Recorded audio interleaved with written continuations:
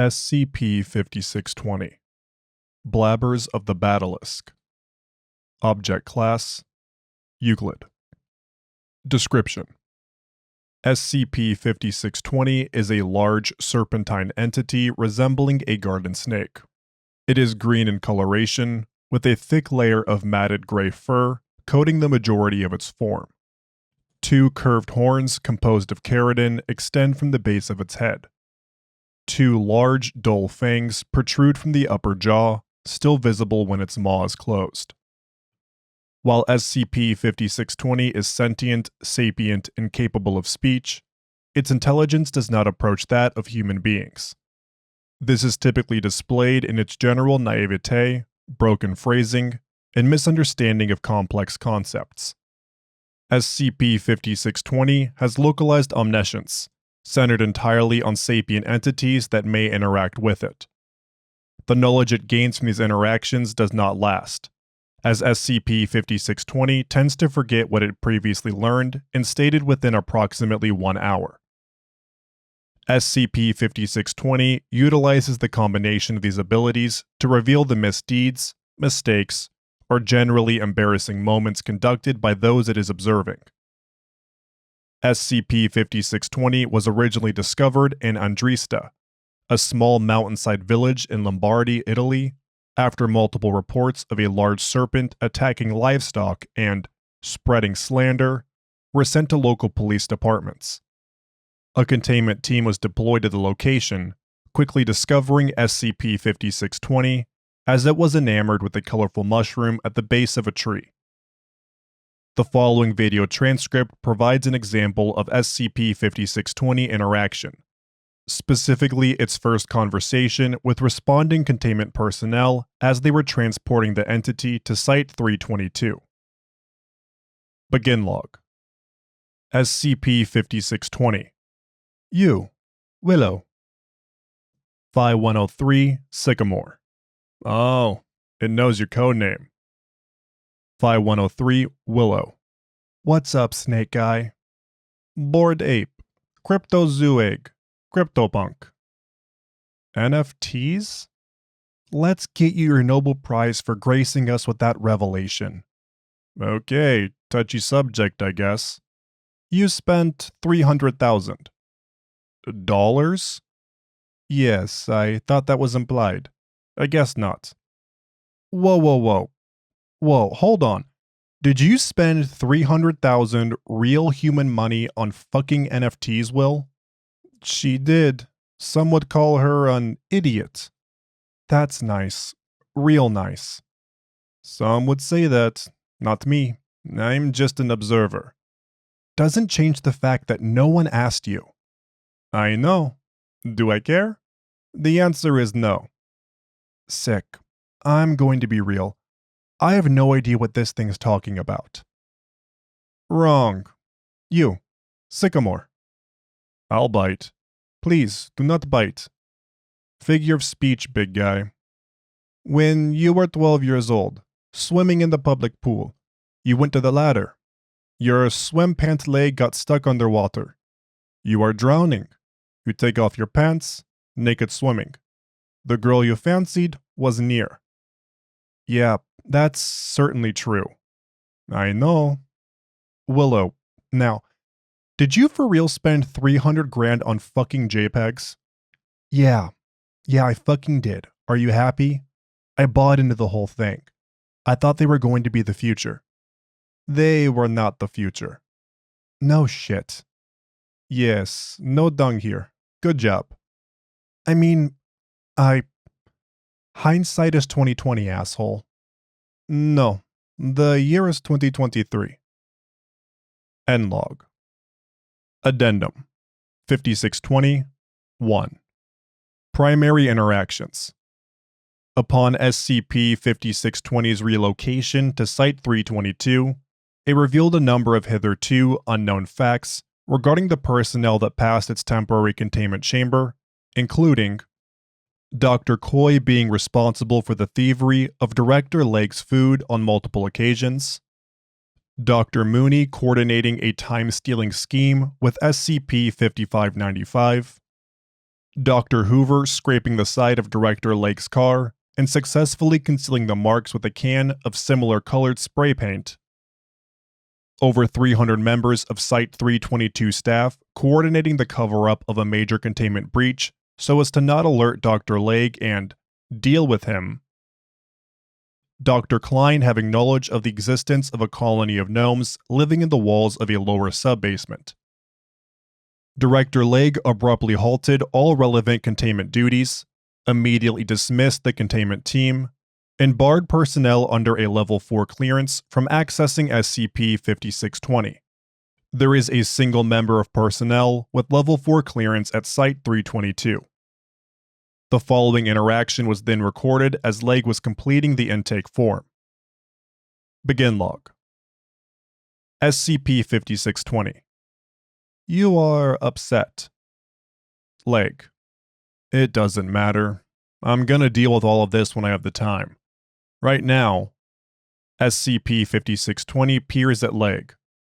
Oh no, this is not good. What? What's wrong? I must not say.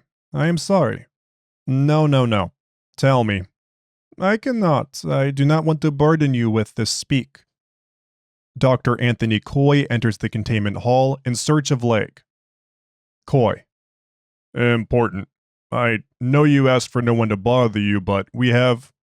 Anthony, I just found this out. You will not believe it. Should I talk to this thing? Director Paul Lake is cursed. Why the fuck couldn't you just say that? He asked me. No, I didn't.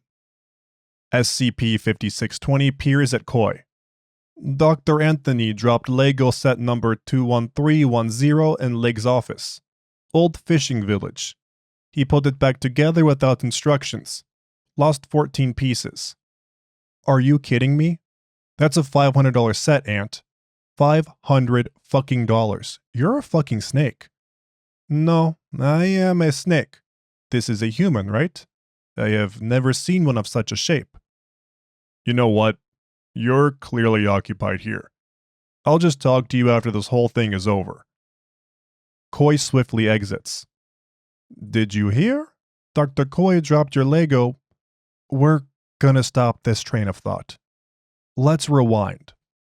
SCP-5620 slithers about its containment chamber in a counterclockwise motion. If that helps, sure. What do you mean by cursed? You are cursed. This should not be difficult to understand. Is this why I feel like I have to... The gassiness? Yes. That would be a side effect. What else does this entail? It is a dark cloud swirling. Bad curse. Go on. I cannot speak anymore. Too scary for me. Leg radios Coy to return. Coy swiftly re-enters the containment hall. What's up? You will not believe it. Director Leg. There is a dark cloud and bad energies. He is cursed. Leg whispers in Coy's ear. Who cursed him? I did. Clearly. Are you kidding me? Why? I do not mean to. It is inadvertent. You have a lot of negative energy. When I focus on one person with already a lot of negative energies, it starts a cycle, self-sustaining. It is your fault for being so negative. You should do yoga, or perhaps meditate, or even perhaps swallow a small mammal whole. That is what I do after a hard day. Look, alright, it's being honest with us, Paul. How about we... Don't patronize me, Ant. How about this?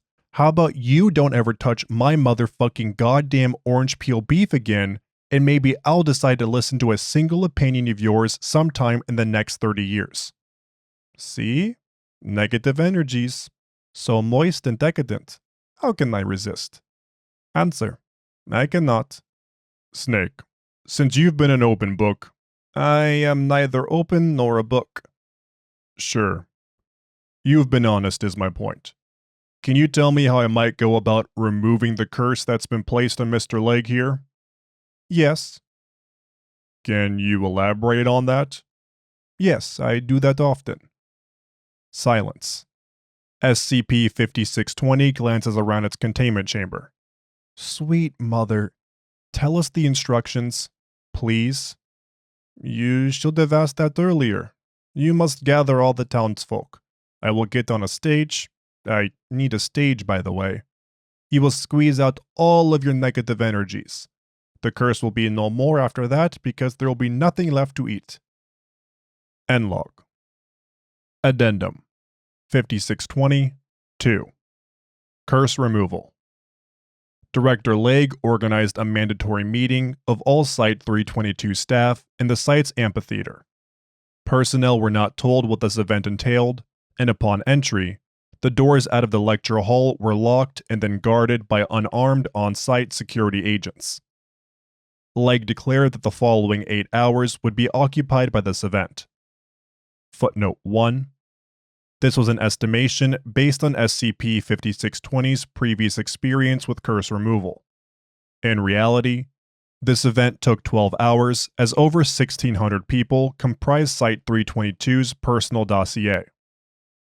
Originally, it was believed that explaining this process to Site-322 staff would cause a protest, panic, and/or a riot due to the fact some of their private opinions and experiences were being stated to their peers.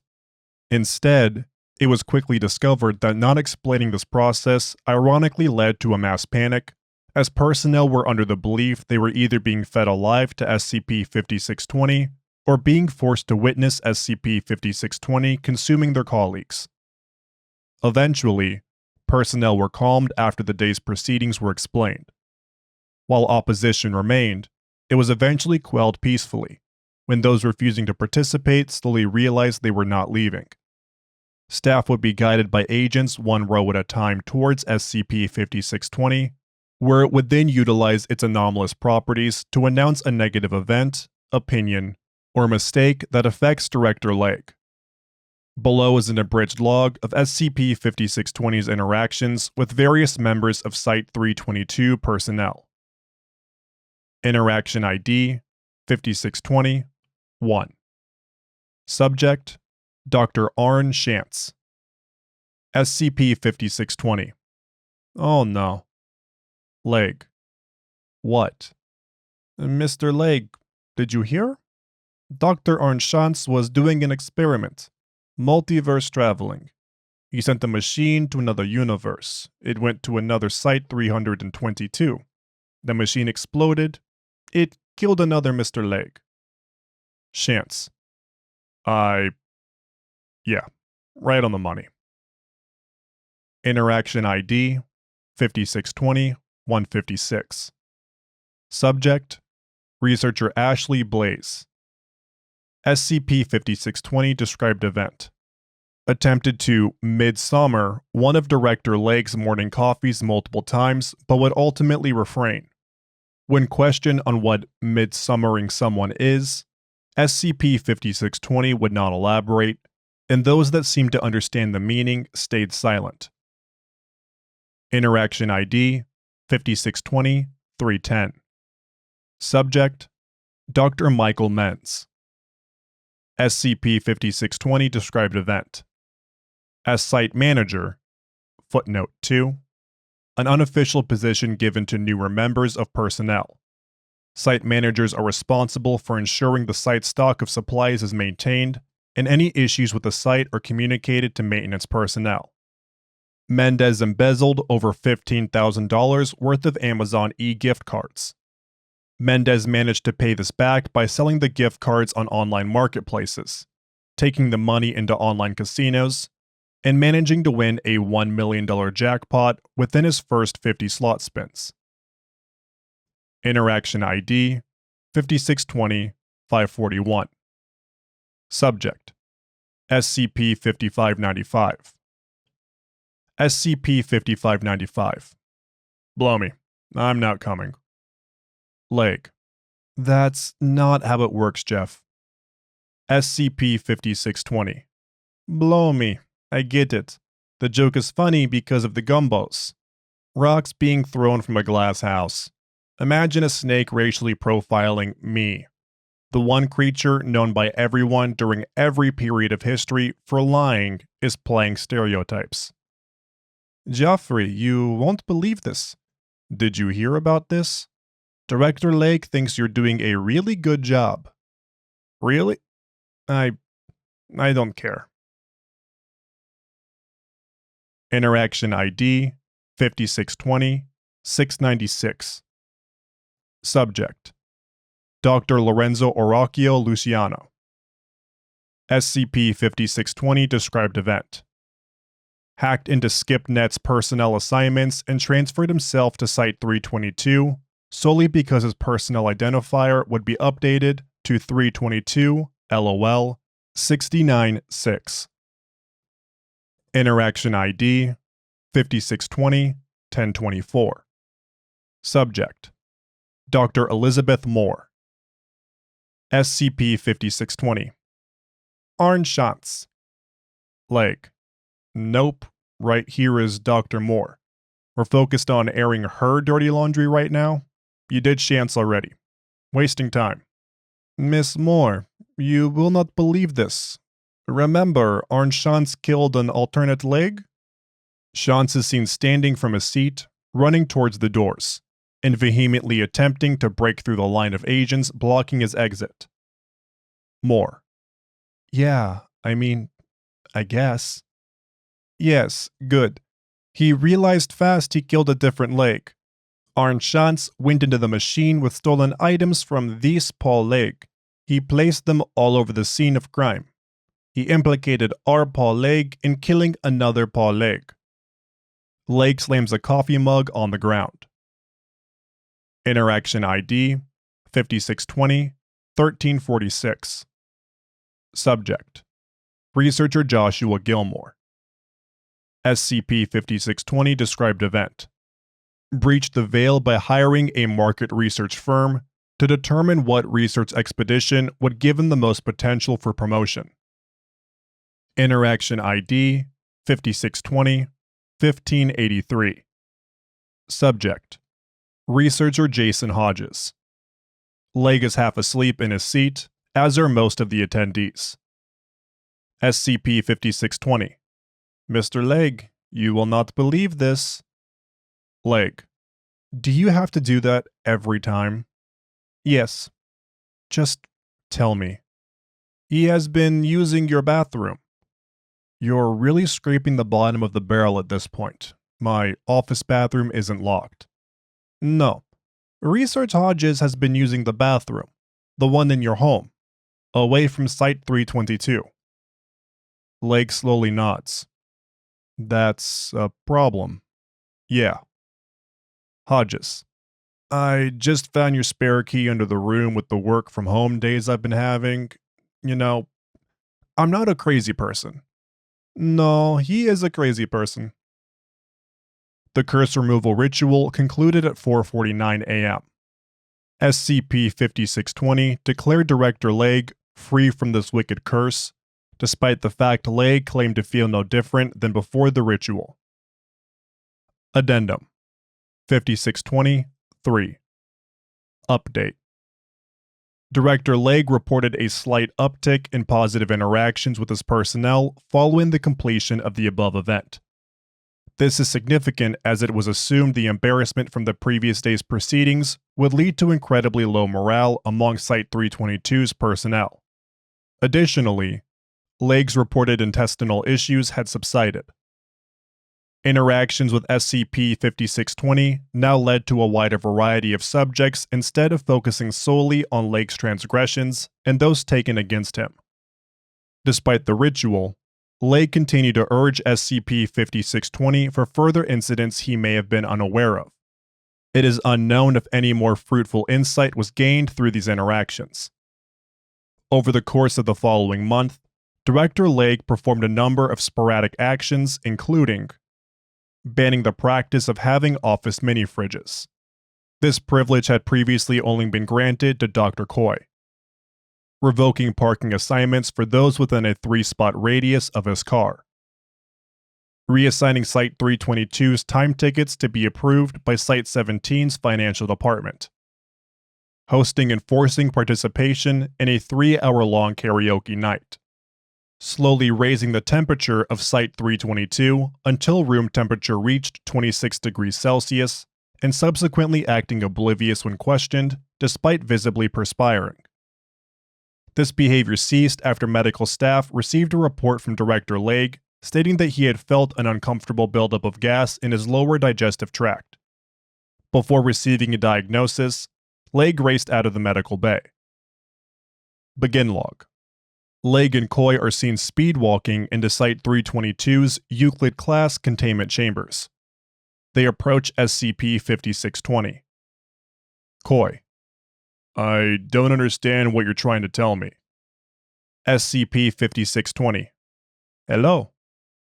Legge: look at me. SCP-5620 peers at Director Legge. Oh no, this is not good. Motherfucker. What the hell is going on? Anthony Coy, did you hear? Director Legge is cursed. End log. Thank you for listening to SCP-5620, Blabbers of the Badalisc, by Plague PJP. If you enjoyed this SCP, please like and subscribe, and follow the link in the description to the SCP Wiki, and vote up the article to support the author and the SCP Wiki as a whole.